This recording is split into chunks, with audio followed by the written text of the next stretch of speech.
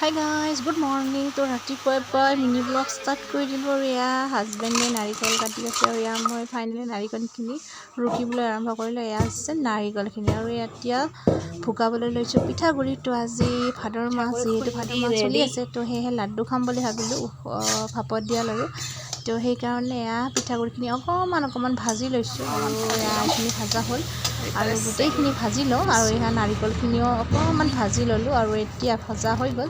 এতিয়া মিক্স কৰি লৈ অকণমান গৰম পানী দি এইখিনি আটা মাৰাৰ দৰে মাৰিম আৰু তাৰপিছত লাড্ডু বনাম আৰু এয়া মাৰি আছোঁ অলপ হৈ গ'ল পুলকবোৰ আৰু এইফালে তো মই বনাই আছোঁ লাড্ডু, মানে মাৰি আছোঁ আটাৰ দৰে মাৰি তো চেনি নাৰিকল আৰু গৰম পানী দি মাৰিব লাগে আৰু পিঠাগুড়িখিনি অকণমান ভাজি ল'ব লাগে।